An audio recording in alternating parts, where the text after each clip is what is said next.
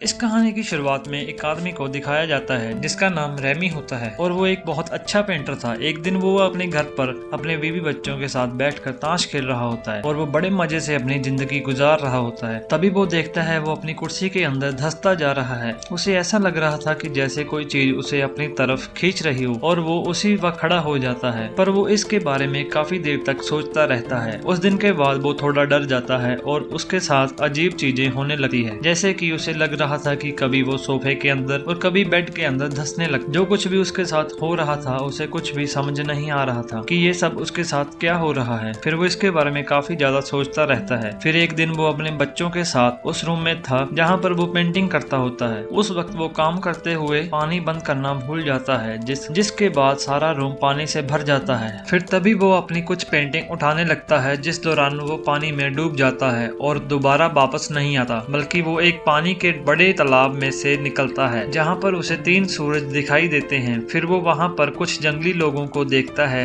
जब वो लोग उसके पास आने लगते हैं तभी दोबारा उसको कोई पानी में वापस खींच लेता है और फिर से वो अपनी दुनिया में वापस आ जाता है। पर उसको कुछ समझ में नहीं आ रहा था कि उसके साथ हो क्या रहा है, पर वो इतना जान गया था कि ये कोई उसका वहम नहीं है, बल्कि कुछ तो गड़बड़ है जो उसके साथ गलत हो रहा है। इसके बाद वो घर जाकर सारी बातें अपनी बीवी को बताता है, पर वो उसकी किसी बात का यकीन नहीं करती और वो रेमी को बताती है कि वो अपने बॉस को पसंद करती है और वो रेमी को छोड़ना चाहती है। इसके बाद रेमी बेचारा अकेला पड़ जाता है, क्योंकि अब ना तो उसके पास उसकी बीवी थी और ना ही उसका काम। वो तो ऐसा महसूस कर रहा था जैसे कि उस पर मुसीबतों का पहाड़ टूट चुका हो। फिर एक दिन उसकी बीवी अपने बॉस को अपने घर ले आती है रेमी से मिलवाने के लिए, पर उस वक्त रेमी को कुछ भी समझ में नहीं आ रहा था और वो उनकी सारी बातें मान लेता है और रेमी उनसे कहता है कि वो कुछ दिन के बाद घर छोड़कर चला जाएगा। एक दिन वो ये सारी बात अपने घर वालों से करता है कि उसकी वाइफ उसे छोड़ना चाहती है और वो सभी उस पर हंसने लगते हैं और उसकी कोई बात नहीं सुनते और उसकी मदद करने से साफ इनकार कर देते हैं। फिर वो वहाँ से उठकर किचन में जाता है। तभी वहाँ पर उसके साथ अजीब सी चीजें होने लगती है। अचानक एकदम से ही उसकी बिल्ली हवा में रुक जाती है। इसी के साथ वो देखता है कि सारा सामान हवा में उड़ने लगता है। वो अपने आसपास की चीजों को देखता है, सब कुछ रुक गया था। फिर वो खुद भी जमीन में धंसने लगता है और वो पूरा जमीन के अंदर चला जाता है और वो देखता है कि अचानक से वो अपने घर से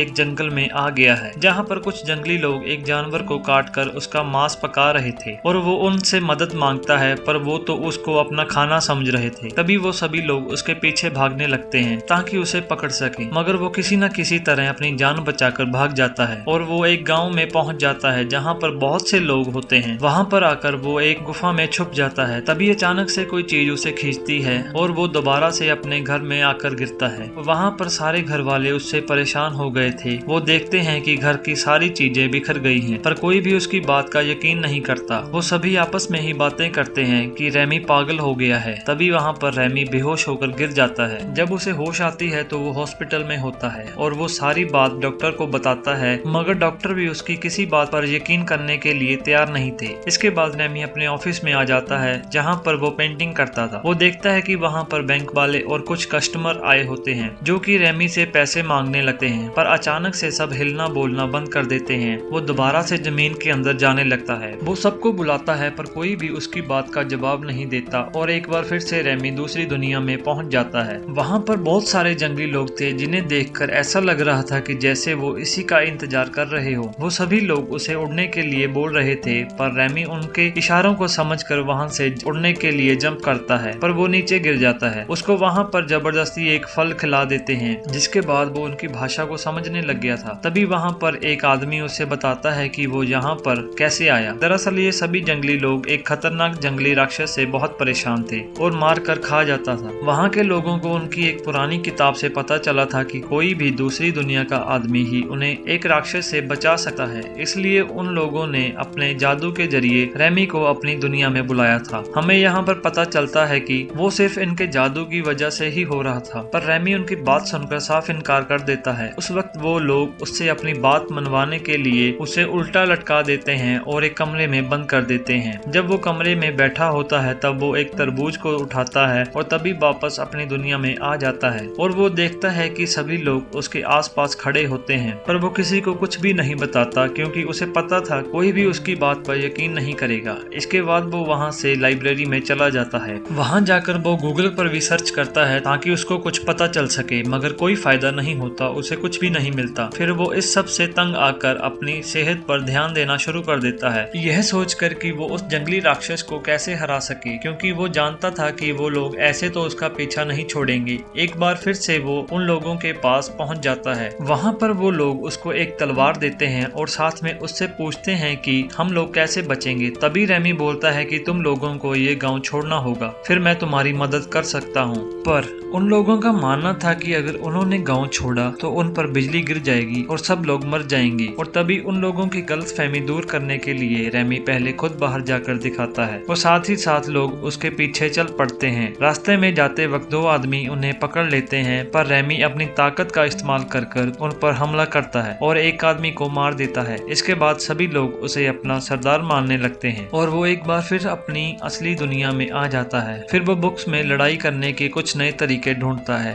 कि कैसे हम अपने दुश्मन को हरा सकते हैं, और जिसके बाद वो वहाँ के लोगों के पास जाकर उन्हें भी ये सब बताता है और उन सब लोगों को लड़ने के लिए तैयार करता है। इसके बाद फिर से वो अपनी दुनिया में वापस आ जाता है और वो कमरे में अपने बेटे के पास जाता है। जब वो अपने रूम में बैठा किताब पढ़ रहा होता है तभी वो फिर से सोफे में धंसने लगता है और वो उस दुनिया में पहुंच जाता है जो कि जुटान की आर्मी उस गांव के लोगों से लड़ाई कर रही थी। फिर रेमी उन सब लोगों को बचाकर अपने साथ एक जगह पर ले आता है और उन्हें अपना प्लान बताता है कि हम उन लोगों का कैसे सामना करेंगे। इसके बाद वो अकेले ही आर्मी के लोगों के पास जाता है और उनके लोगों को मारने लगता है। फिर वो वहां से भाग जाता है।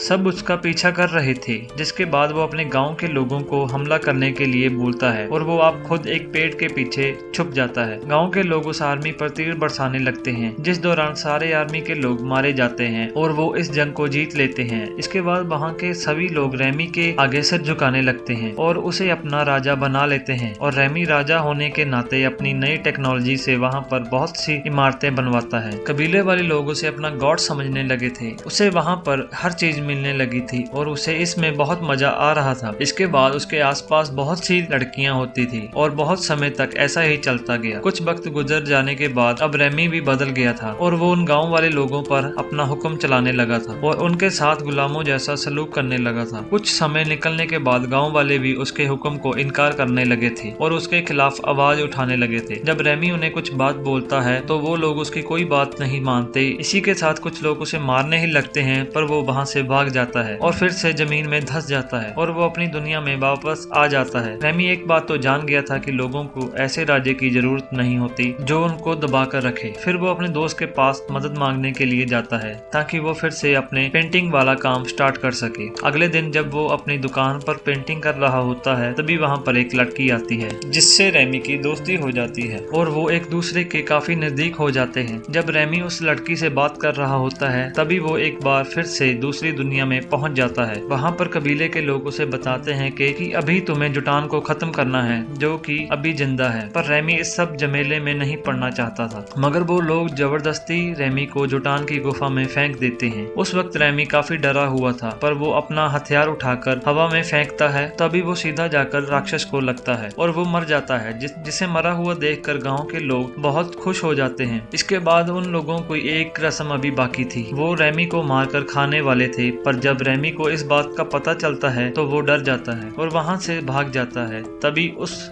जादूगर को दिखाया जाता है जिसके हाथ में एक लकड़ी की जादुई चीज थी, जिसके जरिए उसने रेमी को इस दुनिया में बुलाया था और वो उसे आग में फेंक देता है ताकि रेमी कभी वहाँ से वापस ना जा पाए। और दूसरी तरफ दिखाया जाता है कि रेमी अब बेहोश पड़ा होता है। तभी कबीले के लोग रेमी को पकड़ लेते हैं और उसे जब मारने ही लगते हैं तभी दूसरी तरफ कुछ लोग उस जलती हुई चीज को उठाकर पानी में फेंक देते हैं, जिससे रेमी बच जाता है। जब उसे होश आता है तो वो हॉस्पिटल में पड़ा होता है जहाँ पर उसकी बीवी और वो लड़की भी थी जिससे रेमी की दोस्ती हुई थी और वो उसे पसंद करती थी। इसके बाद जब रेमी बाहर आता है तो वो अपनी बीवी और उस लड़की से मिलता है। जब उस लड़की को पता चलता है कि रेमी की बीवी भी है तो वो उसे छोड़कर वहाँ से चली जाती है और अब रेमी की बीवी को अपनी गलती का एहसास हो गया था और वो रेमी से सॉरी बोलती है। उसके बाद रेमी अपनी फैमिली में बहुत खुश होता है और वो सभी बीच पर घूमने जाते हैं जहाँ पर वो सभी बहुत मजे करते हैं और सब कुछ ठीक हो चुका था। उधर दूसरी दुनिया में जंगली लोगों ने रेमी का स्टैचू बनाकर हमेशा के लिए उसे यादगार बनाकर रखा था, क्योंकि वो उन लोगों का हीरो था जिसने उन सभी लोगों की जान बचाई थी। और इसी के साथ ये मूवी यहाँ पर खत्म हो जाती है।